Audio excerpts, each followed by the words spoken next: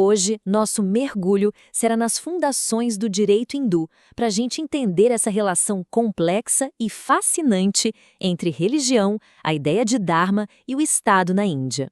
E para começar, vamos direto a uma questão que gera muita confusão.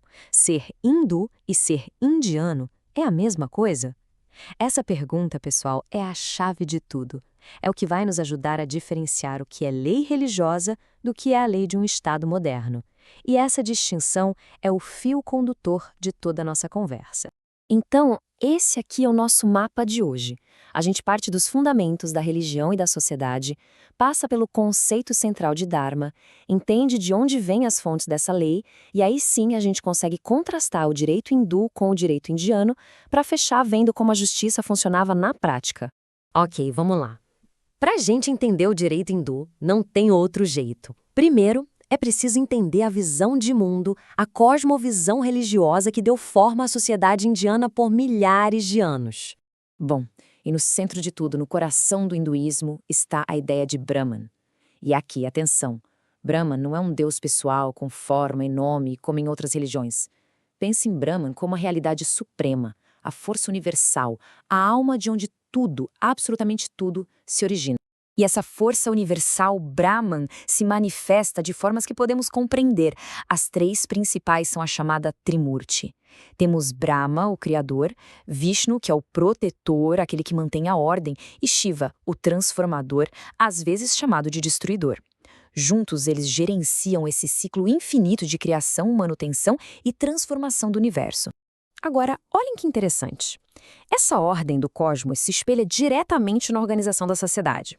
Segundo os textos sagrados, a própria estrutura social, com suas 4 castas principais, teria uma origem divina, vinda de partes diferentes do corpo do ser criador. Isso estabelecia, desde o início, uma hierarquia de funções e deveres sociais. E tudo isso nos leva ao conceito que é, sem exagero, o pilar de todo esse sistema, o Dharma. Esse é o ponto que precisamos entender muito bem. Dharma não tem uma tradução simples. Não é lei no sentido ocidental e também não é só religião. É uma noção muito mais ampla. É o dever moral, a conduta correta, o caminho certo para cada indivíduo. E esse dever muda dependendo da sua casta, da sua idade, da sua posição na sociedade. E o mais importante, o Dharma fala de deveres, não de direitos individuais. E claro, cumprir o seu Dharma está totalmente conectado a outras 2 ideias fundamentais, Karma e Sansara. Sansara é esse ciclo de nascimentos, mortes e renascimentos no qual todos estariam presos. E o Karma é a lei de causa e efeito, onde cada ação, boa ou ruim, tem uma consequência. Viver de acordo com o seu Dharma, portanto, gera um bom karma e te ajuda a eventualmente se libertar desse ciclo, atingindo o moksha. Certo. Então, se o Dharma é esse guia de conduta tão importante, onde é que ele está descrito? De onde vêm essas regras? Como em qualquer sistema jurídico, é fundamental entender as suas fontes. Basicamente, existem 2 grandes categorias de textos. De um lado, temos o Shruti, que literalmente significa aquilo que foi ouvido. São os textos de revelação divina considerados eternos e imutáveis. E o grande exemplo são os Vedas. Do outro lado, temos o Smriti, aquilo que é lembrado. São textos baseados na tradição e nos ensinamentos de grandes sábios. Um exemplo claro são os Dharmasastras. Os Vedas, então, são a base de tudo. A palavra Veda significa conhecimento. Eles são incrivelmente antigos e sagrados.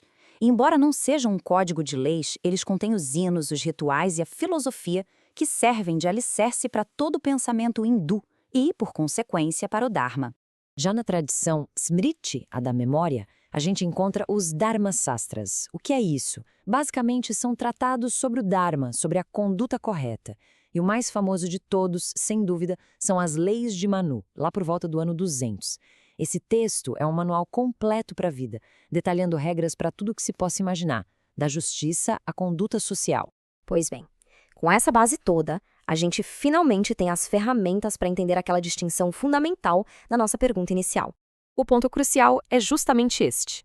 O direito hindu é o sistema tradicional de base religiosa que se aplica a assuntos pessoais da comunidade hindu. Já o direito indiano é a lei do Estado da Índia, um sistema secular baseado numa constituição que se aplica a todos os cidadãos, sem distinção de fé. Eles não são a mesma coisa, eles coexistem. Ou seja, hoje, na prática, o direito hindu atua numa esfera bem específica. Ele rege o chamado estatuto pessoal. Casamento, divórcio, herança, adoção, mas apenas para a população hindu, funcionando lado a lado com as leis civis e penais do Estado indiano, que valem para todos. Mas e antes disso? Como é que essa justiça baseada no Dharma era de fato aplicada na Índia antiga? A figura central era o rei, o Raja. O Dharma supremo do rei, seu dever mais sagrado, era garantir o bem-estar do seu povo e manter a harmonia do reino. Isso significava proteger os fracos contra os fortes e, fundamentalmente, ser o juiz final das disputas. E as leis de Manu, que já mencionamos, chegam a listar 18 tipos principais de disputas legais. Isso ia desde questões comerciais, como dívidas e contratos, até questões pessoais, como agressão, roubo, adultério e herança. Era um sistema bem completo, como se pode ver. E o processo não era arbitrário. Essa citação das leis de Manu mostra bem isso.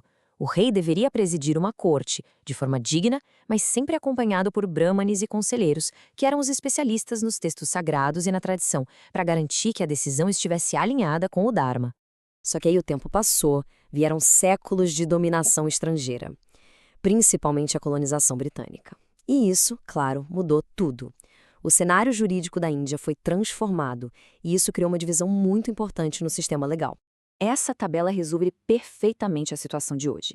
De um lado, a gente tem o direito hindu, a fonte dele é o Dharma, os Vedas, e ele se aplica só para a comunidade hindu, em assuntos bem específicos, tipo casamento e herança.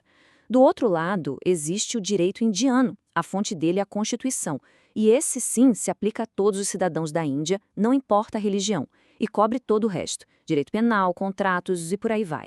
E o grande marco dessa virada foi o ano de 1950. Foi quando a Índia, já independente, promulgou sua nova Constituição.